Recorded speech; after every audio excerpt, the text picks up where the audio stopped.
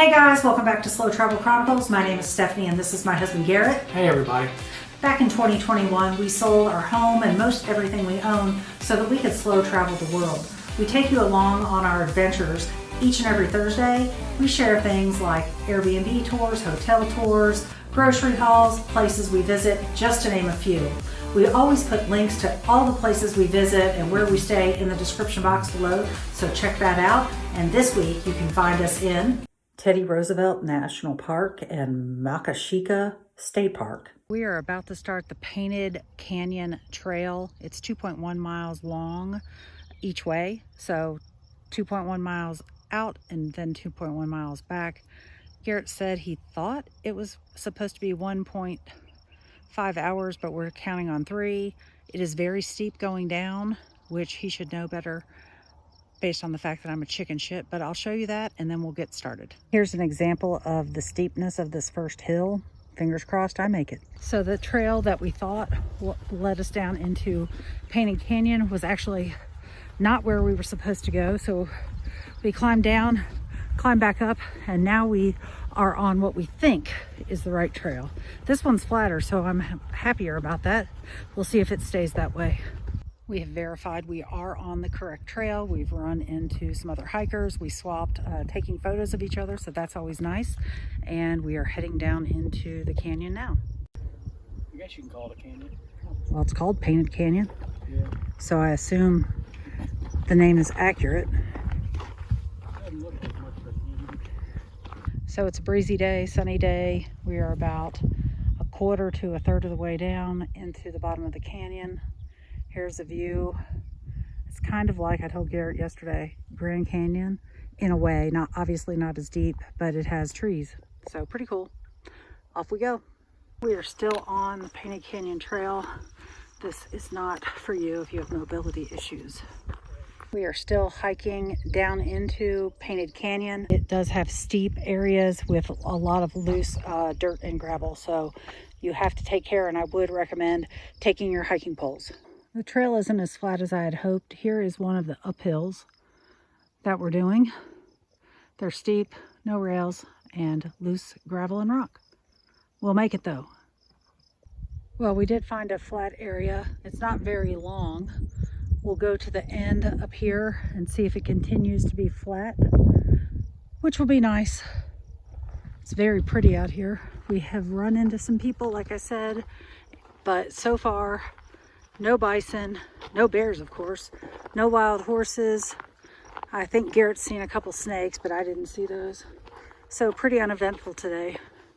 So this is the end of the paved trail on Boys Court, and there's a cool little, looks like a riverway when there's water flowing. We are almost at the end of the Boys Court trail, the dirt trail, and it is windy. I don't know if I'm going any further because this wind is like intense. We are hiking the Wind Canyon Trail. It's kind of chilly today because of the wind, and this hike is supposed to be about 15 minutes, and it's moderate.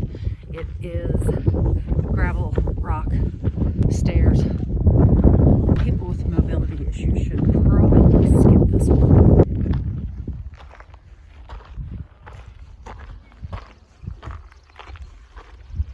So we're getting closer to the end of this trail, and you have a really fabulous view of the Little Missouri River.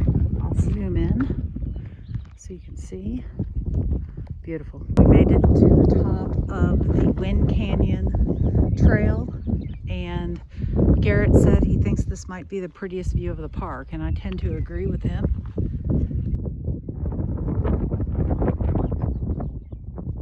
We are at the Peaceful Valley Trailhead. There are 2 different loops back here. Both are difficult, so we're just walking down to the river. And this is at Peaceful Valley Ranch where you can rent horses. We're not doing that. I have no idea what the cost is, but there is a huge herd of buffalo right here. I'm hoping we don't come across any on our journey. Fingers crossed. So far the trail is very flat and we have not seen any buffalo back here. yet, although we have seen lots of buffalo pies on the trail. So we made it down to the river. The wind is wicked down here. So the actual trail after you get to the river is across the river. So you have to cut across the river to pick up one of the trails. I'm not sure which, but I'm happily passing on that today. So we actually have hikers that are coming back across the river, taking their shoes off to cross.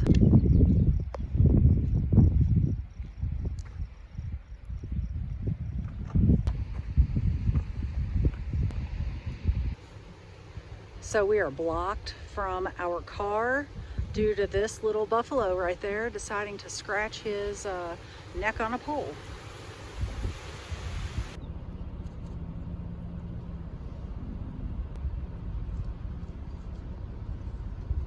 We just had, I don't want to call it a standoff with a bison, but he blocked our path for a good, I don't know, 15 to 20 minutes.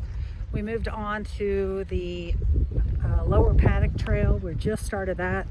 We chatted with the park ranger, and she told us this section should be okay. She also said that in a couple of weeks, when it's mating season, things will get a little bit more squirrely because the bison will become more unpredictable. So today is June 7th, so mid-June, be extra careful. We are still on the lower paddock trail. There have been a few inclined areas. Not bad, it's all dirt. It's pretty well marked. The wind has been pretty strong the whole time, but the views are gorgeous.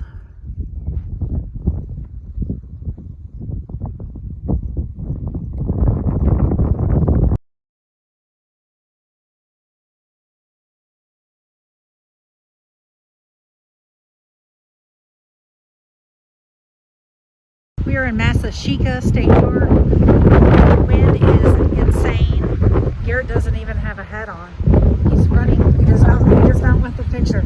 Anyway, we are trying to brave the wind and go check some things out. I'm not even sure you'll be able to hear me talking. This is the Three Sisters rock formation that we're hiking out to now. At the end of the park is this amphitheater. This is the largest state park in Montana, and I don't know what they do here, but it could probably seat at least 100, 150 people.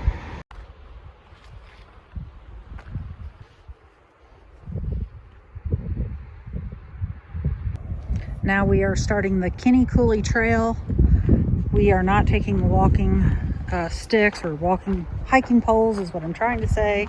And we do not have our hiking shoes on. Garrett says it's about a mile round trip, so hopefully it should be easy. We are still on the Kinney Coulee Trail. There's lots of steps. One plus is we're finally out of the wind. It is hot though, and I'm not sure if this goes down and loops around, which is what Garrett thinks, or if it's down and back up.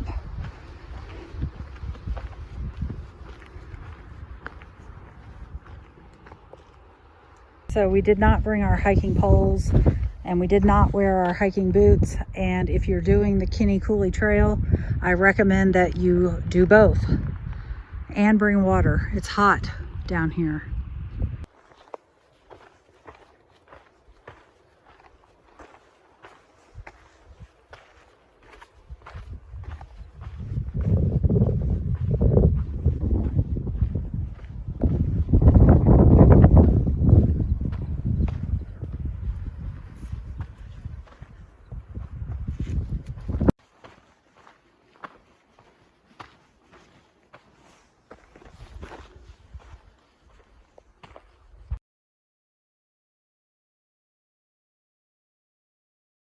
We're at the Sure Stay by Best Western in Glendive, Montana. We paid about $110 a night, and I wanted to give you a tour of our room. So I'm walking in the door right now. There's a sink immediately to my right, And then a little bit past that is a bathroom with a shub. If you don't remember, I have now coined the term shub for a tub and shower combo, so it has a shub. We had selected a king room. It's very basic. We're only here for one night. And we have air, it's a window unit or a unit like that, a large fridge, microwave, TV, and that's all we got. I hope you like this week's video. Come back each and every Thursday to see where our adventures take us next. And as always, don't forget to like, share, subscribe, comment, check out our blog, slowtravelchronicles.com. We hope you have a great week and we'll see you next Thursday.